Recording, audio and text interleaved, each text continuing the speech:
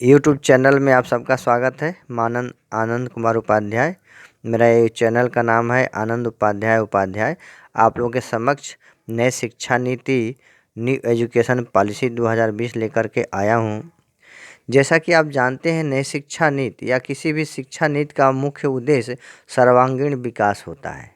तो यहाँ पर अति उत्तम, सबसे बढ़िया और सबसे बड़ा दस्तावेज अब तक के नई शिक्षा नीति बना है, जो 34 साल बाद बना है। तो यह न्यू एजुकेशन पॉलिसी, राष्ट्रीय शिक्षा नीति जो है 2022 से लागू होगा। इसके एनपीई 2022 के अध्यक्ष डॉक्टर के कस्तूरी रंगन, जो इसरो के पूर्व अध्यक्ष रह चुके हैं। यहाँ पर प्रश्न पूछा जा सकता है आपका यूपी टीटी सीटेट इत्यादि से संबंधित, राजकीय टीचर्स एजुकेशन से संबंधित प्रश्न पूछा जा सकता है कि नई शिक्षा नीति न्यू एजुकेशन पॉलिसी एनईपी के अध्यक्ष कौन थे। तो आपका आंसर होगा डॉक्टर के कस्तूरी रंगन।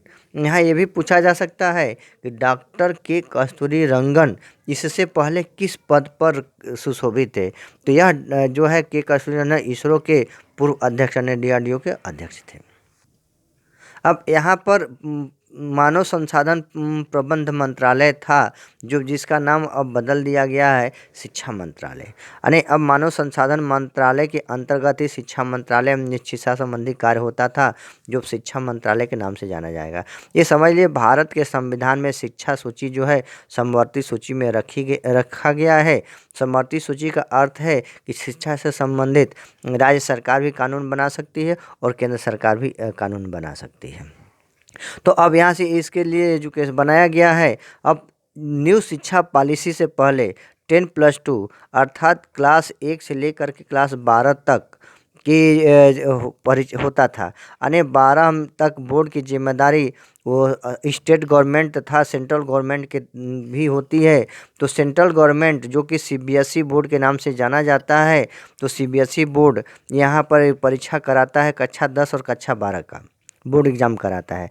जबकि state government, Uttar Pradesh government, Bihar government, इस तरह से अलग अलग स्टेटों के गवर्नमेंट भी अपने अलग से जो इसका एग्ज़ाम कराते हैं। जो यहाँ पर पुराने शिक्षा नीति यानी 2020 से पहले न्यू पॉलिसी एजुकेशन से पहले नीति ये रही है कि बच्चा जब 5 साल का पूरा कर लेगा, 6वें साल में जाएगा तो वह स्कूल में प्रवेश करेगा, अर्थात कक्षा 1 में प्रवेश करेगा। तो 1 से 5 तक प्राइमरी में, फिर 6 से 8 तक मिडिल स्कूल में, फिर 9 से 10 और फिर 11 से 12 तक। तो 10 और 12 का बोर्ड एग्ज़ाम होगा। उसके बाद वह जो है यूनिवर्सिटी में जाएगा, अर्थात उसके एग्ज़ाम की जिम्मेदारी यूनिवर्सिटी की होगी। तो अब इस शिक्षा नीति को बदल दिया गया है, अर्थात 1 से 12 तक का था, अब नई शिक्षा नीति के अनुसार 5+3+3+4 रखा गया है। अर्थात बच्चा जो है पहले 6वें साल स्कूल जाता था, अब बच्चा जो है तीसरे साल यानी 3 साल का हो जाएगा तो स्कूल जाएगा। तो यहाँ पर 2.5 साल 3 साल का जाएगा। वास्तव में होता गया था कि new play group school develop किए गए हैं, कुछ विदेशों में भी किए गए हैं, उसको देख करके इंडिया में भी डेवलप किए गए हैं, जो प्ले स्कूल के नाम से जाने जाते हैं। इसी को ध्यान में रख करके यह बना दिया गया था कि बच्चा जो है अब स्कूल में सीखेगा। यहाँ पर ध्यान देने की बात ये है कि बच्चे जो है स्कूल में जाने से घबराते थे। तो गवर्नमेंट में देखा कि बच्चे को क्यों ना खेल से संबंधित स्कूल में प्रेरित किया जाए, तो वह बच्चा है स्कूल जानेगा और जाएगा और इस तरह से डेवलप किया जाएगा, उसको मन लगेगा, वहाँ पर खेलने लगेगा। तो इसलिए 5 साल, तो यहाँ 5 साल की जो नीति रखी गई है, प्रथम 5 मतलब 1 से लेकर के 5 तक, 5 साल तक बच्चा पढ़ेगा। इसे फाउंडेशन स्टेज के नाम से जाना गया है। यहाँ पर कोई एग्ज़ाम नहीं होगा। तो फाउंडेशन ग्रुप को 2 भाग में बांटा गया है। 3 इयर्स जिसे प्ले करेगा, खेलेगा, गेम अर्थात स्कूल में खेलों से संबंधित सामान रखे जाएंगे या बच्चे को टीचर खिलाएगा। यानी बच्चे जो उठेंगे सुबह तो जल्दी से खेलने के लिए जाएंगे, अच्छा उनको खेलने में लगेगा, जिससे स्कूल में जाने का उनका मन लगेगा। इस तरह से वो कार्य करेंगे और बहुत सारे खेल गेम आयोजित करेंगे जो बच्चा के इंटरेस्ट हो, तो बच्चा स्कूल जाने से न कतराए, बल्कि सुबह जल्दी से जाके स्कूल जाने के लिए तैयार हो जाएगा। तो यह खेलेगा और उसके साथ साथ खेल में कुछ सिखाया जाएगा। जैसे कि मैंने लखनऊ में देखा था, सीएमएस आज भी है, वहाँ के प्ले ग्रुप में ऐसा ही होता है। 2.5 साल के बाद बच्चा स्कूल जाता है, वहाँ के टीचर अपना खेल के द्वारा उनको सिखाती हैं और वहाँ के बच्चे आज भी बहुत अच्छे अच्छे जगहों पर जाते हैं। उसके बाद 3 साल के बाद बच्चा आगे भी पढ़ेगा, लेकिन वहाँ कोई एग्ज़ाम नहीं देना होगा उसको, तो फिर 1 साल और कक्षा 1 तथा कक्षा 2 तक 5 साल में पूरा कर लेगा। इसके बाद अब तीसरा आता है 3 इयर्स। अब 3 इयर्स को की तैयारी जो है प्रिपरेटरी के नाम से जाना जाएगा, यानी 3 साल तक बच्चा पढ़ेगा। यहाँ पर बच्चा जो है 3 साल तक पढ़ेगा, यानी क्लास 3, 4, 5 तक वहाँ पे उसका पढ़ लेगा। अब यहाँ पर कक्षा 2 पास करने के बाद बच्चा कक्षा जब 3 में जाएगा तो एग्ज़ाम स्टार्ट होगा, अर्थात एग्ज़ाम स्टार्ट फ्रॉम क्लास 3 से होगा। तो यहाँ पर कुछ ध्यान रखा गया है बच्चों के, उनके अंदर एक्टिविटी स्टेज डेवलप किया जाएगा, यानी विभिन्न गतिविधि चरण को लागू किया जाएगा तथा उनकी लैंग्वेज से संबंधित शिक्षा दिया जाएगा।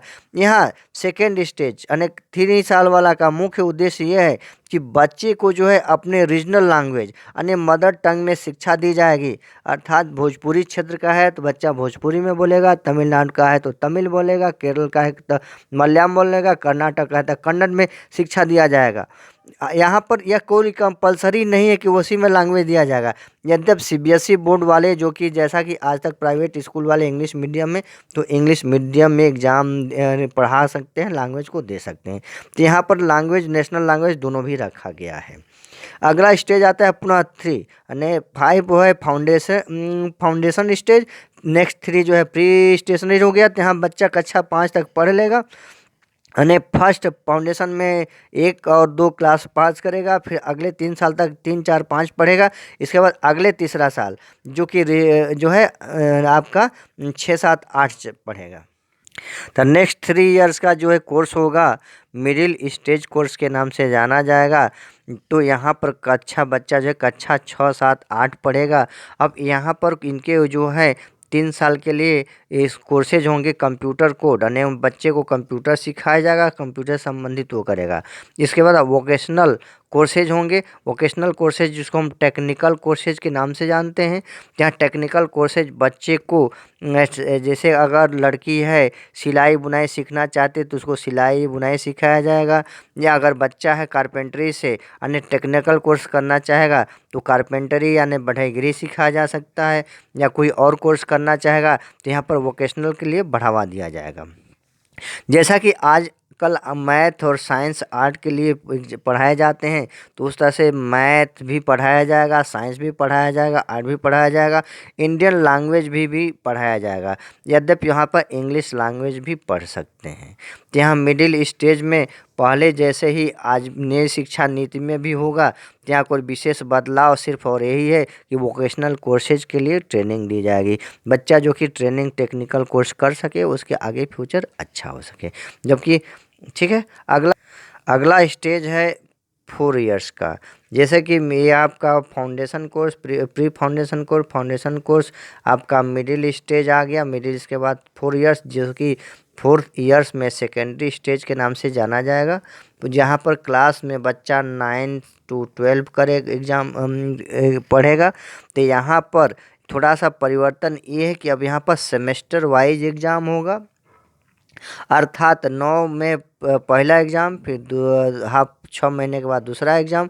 इसी तरह से 10th में पहला एग्ज़ाम, फिर 6 महीने बाद दूसरा एग्ज़ाम, जो सेमेस्टर वाइज एग्ज़ाम जो कि आपके यूनिवर्सिटियों लेती थी जैसे बीकॉम वगैरह में। अब यह सेमेस्टर वाइज एग्ज़ाम जो है कक्षा 9 से ही शुरू हो जाएगा। यही यहाँ पर मुख्य बदलाव है। अब यहाँ पर जो 10 के बोर्ड एग्ज़ाम देते थे बच्चे, अब यहाँ पर 10 के एग्ज़ाम नहीं होंगे। अब सीधा जो है केवल 12 में ही एग्ज़ाम होंगे, लेकिन हर 6 महीने का मार्किंग का नंबर यहाँ पर जुड़ा जाएगा। तो यहाँ पर अतः सेकेंडरी स्टेज में है, अर्थात नो स्ट्रीम, यहाँ कोई स्ट्रीम नहीं रहेगा। जैसे कि आजकल का स्ट्रीम आप लोग जानते हैं कि साइंस लेगा तो आर्ट लेगा, तो हम साइंस स्टेज के हैं तो हम आर्ट स्टेज के हैं, तो हम बायो ग्रुप के हैं। तो इस तरह से आपका ग्रुप नहीं रहेगा। तो यहाँ पर मैथ साइंस जो है आर्ट आपके मिडिल स्टेज में था, तो मैथ और साइंस आपको कक्षा 8 तक कंपलसरी था, जो आज भी है वहाँ भी रहेगा। लेकिन अब यहाँ पर 10-11 से बच्चे क्या करते हैं कि कुछ कॉमर्स ले लेते हैं तो कॉमर्स ग्रुप में चले जाते हैं। कुछ बच्चे क्या करते हैं कि साइंस ले लेते हैं, जैसे फिजिक्स, केमिस्ट्री, मैथ, लेते हैं तो मैथ ग्रुप से जाते हैं, पीएमसी ग्रुप बोले जाते हैं। कुछ बच्चे फिजिक्स केमिस्ट्री बायो लेते हैं तो बायो ग्रुप से बोले जाते हैं। कुछ बच्चे जो है आपका कॉमर्स अकाउंट बीएसटी इकोनॉमिक्स लेते हैं तो कॉमर्स ग्रुप के बोले जाते हैं। अदर बच्चे जो ह्यूमैनिटीज ग्रुप के बोले जाते हैं, जैसे आपका पॉलिटिकल साइंस है, हिस्ट्री एक्सेट्रा है। तब यहाँ पर ऐसा अब नहीं है, इसमें बदलाव ये है कि कोई बच्चा चाहे तो आपके साइंस ग्रुप से फिजिक्स ले सकता है, आपके ह्यूमैनिटीज़ से ज्योग्राफी ले सकता है, और इस तरह से कॉमर्स से अकाउंट ले सकता है। तो अब जो है जो चाहे सब्जेक्ट लेकर के पढ़ सकता है, जिसे मल्टीपल सब्जेक्ट के नाम से जाना जाएगा। और बच्चों में क्रिटिकल थिंकिंग का डेवलपमेंट किया जाएगा। जो रटन तो विद्या है इसको समाप्त किया जाएगा। अर्थात जैसे कि हम लोग हिस्ट्री में रटते थे कि प्रथम प्रधानमंत्री कौन थे, तो प्रधान राष्ट्रपति कौन थे, तो इतिहास कौन थे, अकबर कौन था, तो बाबर कौन था, ये सबको अब रटन तो से हटाया जाएगा। बच्चे को क्रिटिकल थिंकिंग डेवलप किया जाएगा। अर्थात बच्चा जब एमएससी या बीए कर लेता है तो अपने बारे में खुद सोचता है कि मैं क्या करूं या कैसे हम अपना आकलन करें। तब यह आकलन जो है बच्चे को कक्षा 9 से ही शुरू कर दिया जाएगा, जिसे क्रिटिकल थिंकिंग के नाम से जाना जाएगा। और यहाँ पर बच्चे को फॉरेन लैंग्वेज भी पढ़ाने के लिए छूट दिया गया है। जैसा कि सनबीम में आपका फ्रेंच पढ़ाया जाता है, फ्रेंच है, आपका डच लैंग्वेज है, इंग्लिश लैंग्वेज तो खैर सीबीएसई बोर्ड के बच्चे जो है शुरू से ही प्रेप से ही पढ़ना शुरू करते हैं, तो उसको गवर्नमेंट ने हटाया नहीं है, इसको रखा है। हालांकि चाइनीज़ लैंग्वेज पर गवर्नमेंट ने रोक लगा दिया है, क्योंकि चीन से थोड़ा सा दुश्मनी या इस तरह से झमेला को लेकर के ऐसा किया था। लेकिन मेरे हिसाब से सरकार को उसके लिए भी छूट दे देना चाहिए, लेकिन दे देगा। चीन वाले तो केवल चौमो इंग्लिश अपना चाइनीज़ जानते हैं, इसलिए उनको विदेश में सर्विस नहीं मिलता है। तो यहाँ पर भारत को के लोगों को अंग्रेजी अच्छा से जानने की वजह से फॉरेन में उनको ज़्यादा जॉब मिलता है। जैसे कि सॉफ्टवेयर इंजीनियर अगर पूरे वर्ल्ड का देखा जाए तो भारत के लोग जो है पूरे वर्ल्ड में हैं। और जब से आपका इंटरनेट सुविधा हो गया तब से भारत के लोग भारत में ही बैठे बैठे सारे विदेशों के बहुत सारा वर्क करते हैं, जो सॉफ्टवेयर इंजीनियर के नाम से जाने जाते हैं और बहुत सारे कमाते हैं। जैसे दिल्ली यूनिवर्सिटी में है, बीएचयू यूनिवर्सिटी के हैं, बंगलोर यूनिवर्सिटी के हैं, सब ये लोग जो है यहाँ पर विदेशों की लैंग्वेज को जान करके, यहाँ तक कि फ्रेंच जानते हैं तो फ्रेंच में जा गए हैं, डच जानते हैं, स्पेनिश जानते हैं, इस तरह से अलग अलग देशों में जाते हैं। इंग्लिश तो सबको आती है, ये प्लस पॉइंट है। इसलिए गवर्नमेंट जो है सेकेंडरी क्लास से ही विदेशी फॉरेन लैंग्वेज को बढ़ावा देने के लिए उसने रख दिया है। अब उसके बाद मुख्य बदलाव ये है, अगला बात तो जैसा कि मैंने आप लोगों को बताया 5+3+3+4, तो यहाँ 5 से जैसे कि 5 साल तो फाउंडेशन कोर्स हो गया बच्चे का। फिर आपका अगला 3 साल प्रिपरेटरी के नाम से जाना जाएगा, तैयारी किया जाएगा। अगला 3 साल जो कि आपका मिडिल स्टेज के नाम से जाना गया। अगला 4 साल जो है सेकेंडरी स्टेज के लिए 9 से 12 तक कर लिया। इसके बाद बच्चे जो है यूनिवर्सिटी में जाते हैं तो अब ग्रेजुएशन की डिग्री उनको मिलती है। तो अब यहाँ ग्रेजुएशन जो है पहले 3 साल का था, अब 4 साल का हो गया। ये अर्थात बीए, बीएससी, बीकॉम ये जो है आपके ये हट जाएगा। अब ये आपका बीएससी, बीए, बीकॉम का नहीं मिलेगा, क्योंकि मल्टीपल सब्जेक्ट अब लेगा, जिसको कि तो यहाँ ग्रेजुएशन 4 साल का हो गया। जो बीए, बीकॉम, बीएससी स्ट्रीम है इसको हटा दिया गया है। कोई भी स्टूडेंट किसी भी ग्रुप में किया जा सकता है, ये मुख्य बदलाव यहाँ पर है। तो यहाँ ग्रेजुएशन के लिए जैसा कि आजकल है, अगर 2 साल तक ग्रेजुएशन करते हैं, तीसरा साल ग्रेजुएशन नहीं करते हैं तो बेकार हो जाता है। फिर उसके बाद 4 साल की गैपिंग हो गई तो उसको फिर से पढ़ना पड़ता है। लेकिन अब ग्रेजुएशन में ऐसा नहीं होगा। अगर 1 साल तक ग्रेजुएशन करेंगे तो 1 साल का डिग्री मिलेगा, यानी ग्रेजुएशन सर्टिफिकेट लिखा होगा। 2 साल तक ग्रेजुएशन करेंगे तो ग्रेजुएशन डिप्लोमा मिलेगा। अगर 3 साल करेंगे तो ग्रेजुएशन डिग्री मिलेगा। हाँ, यहाँ पर पूछ सकते हैं कि हम जॉब किस वर्ष तक के बाद मिलेगा। तो जॉब के लिए 3 साल आप कर लेंगे तो यहाँ ग्रेजुएशन जो आजकल है 3 साल के बाद ग्रेजुएशन पर मिलता है, तो वहाँ 3 साल के बाद ही आपको जॉब के लिए मिलेगा। यानी जैसे जॉब आपको देना है, ज्वाइन करना है, या कंपटीशन देने के लिए आप योग्य जो है इसी 3 साल के बाद होंगे। अगर आगे पढ़ाई जारी करना है तो आप 4 साल तक कोर्स करेंगे जिससे ग्रेजुएशन रिसर्च की डिग्री मिलेगी। यहाँ पर ध्यान एक रखना है कि अगर 1 साल बाद आप कहीं कुछ पैसे कमी से या किसी और चीज़ की कमी से अगर आप 1 साल के बाद नहीं करते हैं, ब्रेक करते हैं, तो आपको 1 साल का फिर नहीं पढ़ना पड़ेगा, आपको ये दूसरे साल से एडमिशन लेना पड़ेगा। या 2 साल तक कर लिए, डिप्लोमा ले लिए, तो आपको फिर अगर 3 साल 4 साल कहीं जॉब कर लिए, उसके बाद आपको प्राइवेट या कहीं कर लिए, फिर कुछ पैसा बटोरे, फिर आगे पढ़ना कुछ ही इस सब तब 3 साल के बाद करेंगे। और उसके बाद आप फिर कहीं 3 साल के बाद डिग्री कर ली या जॉब कर ली, फिर आपको पोस्ट ग्रेजुएशन करने की इच्छा हुई, तो यहाँ पर ध्यान रखिएगा, अगर आप 3 साल के बाद ग्रेजुएशन किए हैं तो आपको पोस्ट ग्रेजुएशन के लिए 4 साल तक करना पड़ेगा, या आने 4 साल तक ग्रेजुएशन किया नहीं, ग्रेजुएशन रिसर्च का मिला है, तो फिर आपको पोस्ट ग्रेजुएशन 1 साल तक ही करना पड़ेगा।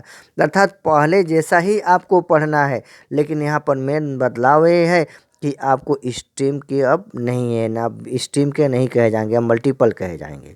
अच्छा, इसमें सबसे मुख्य बदलाव ये है कि एमएससी, एमए, एमएससी, एमकॉम यानी जो है स्ट्रीम को हटा दिया गया है, एमफिल को हटा दिया गया है। हाँ, पीएचडी जो है अब 4 साल का हो गया है, ये पीएचडी बाउंड हो गया है। अब इससे मेरिट और डिमेरिट के लिए बारे में थोड़ा चर्चा कर लेते हैं। हाँ, एनईपी के कुछ पॉजिटिव हैं। पॉजिटिव क्या है? भारत सरकार ने पूरे जीडीपी का 6% शिक्षा पर खर्च करने के लिए घोषणा किया है।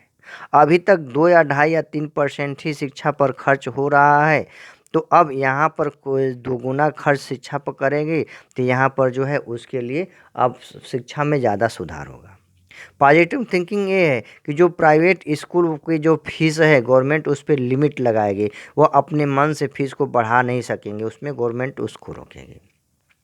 दूसरा ये है कि वोकेशनल को यानी व्यावसायिक कोर्स को उसमें बढ़ावा देगी, जैसा कि आपको बताएं।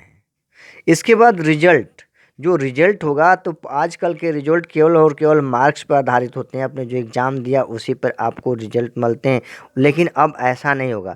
अब मल्टीपल रिजल्ट की चेकिंग की जाएगी, आपको सब कुछ ध्यान दिया जाएगा, जैसा कि मूल्यांकन किया जाएगा। मूल्यांकन और मापन, जैसा कि शिक्षा संबंधी से आप लोग को पता होगा या नहीं होगा तो मैं बता दे रहा हूँ। मापन का अर्थ होता है केवल अंकों का मापन करना होता है, अंकों का मूल्यांकन करता है। अब मूल्यांकन का अर्थ होता है अंकों का मापन तथा अन्य व्यवस्था को देखना है, जिसमें व्यक्ति में क्या विकास है या उसके सिद्धांत, आदत या सबको ध्यान के रख करके मूल्यांकन किया जाता है।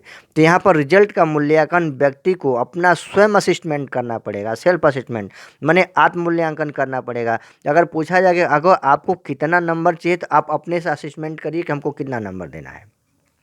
लेकिन यह आप अपने लिए तो बढ़ा के भी तो नंबर दे सकते हैं, इसके लिए अब फ्रेंडों से भी यहाँ रखा गया है फ्रेंड्स असिस्मेंट, यानी मित्रों का मूल्यांकन। आपका मित्र आपको कितना अंक देता है, लेकिन इसलिए आप अपने मित्रों से भी अच्छा व्यवहार करेंगे, अच्छा दोस्ती रखेंगे, ताकि मित्र जो है हमारा मूल्यांकन अच्छा कर सके। यह शिक्षा भी टीचर असेसमेंट, टीचर भी मूल्यांकन करेगा, शिक्षक भी मूल्यांकन करेगा कि आपको कितना होगा, और जो आपने रिटेन एग्जाम दिया उसका मार्क्स होगा। यानी चारों को मिल करके आपका रिजल्ट का बढ़ावा मिलेगा, ना आपको रिजल्ट देगा। यहाँ पॉजिटिव मुख्य ये है कि ये फॉरेन यूनिवर्सिटियों को भी यहाँ भारत में अपने स्कूल खोलने के लिए अनुमति होगी। विदेशी जैसे यहाँ पर टॉप 50 यूनिवर्सिटियों के लिए यहाँ गवर्नमेंट ने अथॉरिटी दिया है कि जो विश्व वर्ल्ड के टॉप 50 यूनिवर्सिटी हैं वो भी यहाँ के आकर के अपना विद्यालय खोल सकते हैं, जैसे कैम्ब्रिज यूनिवर्सिटी, ऑक्सफोर्ड यूनिवर्सिटी, इस तरह से। तो यहाँ पर की शिक्षा में सुधार होगा। तो यहाँ पर जो यहाँ की यूनिवर्सिटियों में जो पढ़ाई नहीं होती या इस तरह से कुछ पैसे दे करके डिग्रियाँ बांटी जाती हैं, इसको यहाँ पर रुक मिलेगा, यानी वास्तव में बच्चों में सुधार होगा, जिसे फिर से खुलने की अनुमति मिलेगी। डिपार्टमेंट, डिपार्टमेंट को जो है 4 डिपार्टमेंट में डिवाइड किया गया है, यानी विभाग को 4 भागों में बांटा गया है। अलग अलग विभाग जो होंगे वित्त से संबंधित होंगे, क्या पढ़ाना है ये संबंधित होगा, टीचर कैसा पढ़ाएगा, टीचर का मूल्यांकन क्या होगा, इससे संबंधित डिपार्टमेंट चेक करेंगे। अगला है टीचर्स ट्रेनिंग, टीचरों को 4 साल की ट्रेनिंग दी जाएगी कि टीचर को क्या पढ़ाना है, कैसे पढ़ाना है, उनमें भी सुधार हो सके, तभी बच्चे में सुधार हो जाएगा। कहा गया कि अगर टीचर अच्छा होगा तो बच्चे में अच्छा विकास होगा। इसके नेगेटिव ये है कि इंग्लिश को बढ़ावा नहीं दिया गया है, मातृभाषा में दिया गया है। सेंट्रल एक बोर्ड बनाया जाएगा जो कि पूरे यहाँ स्टेट गवर्नमेंट और को भी वो कंट्रोल करेगा। तो ये अच्छा नहीं है, क्योंकि सेंट्रल गवर्नमेंट जो है स्टेट गवर्नमेंट के अपने स्वतंत्रता को रोक सकता है। Attitude of the teachers, teacher के एटीट्यूड जो है बहुत ज़्यादा है, लेकिन टीचर का एटीट्यूड को रोकने के लिए फेमिलियर होना चाहिए। इस तरह से हम आप लोगों के जो कुछ अपने हिसाब से थोड़ा मोड़ा है, तो ये बहुत बड़ा दस्तावेज, लेकिन छोटा मोटा मैंने आपको इसके बारे में बताया है। यहाँ मुख्य चीज़ ये देना है, ध्यान देना है कि गवर्नमेंट यहाँ पे पूछा जा सकता है कि जीडीपी का खर्च, भारत सरकार जीडीपी पर शिक्षा पर कितना खर्च करेगी। तो भारत सरकार जो है जीडीपी का 6% शिक्षा पर खर्च करेगी। के अध्यक्ष है कस्तूरी रंगन है, एक्सेट्रा। जय हिंद। अगर आपको वीडियो अच्छा लगा होगा तो लाइक शेयर ज़रूर करें। फिर आगे आपको मिलेंगे। जय हिंद।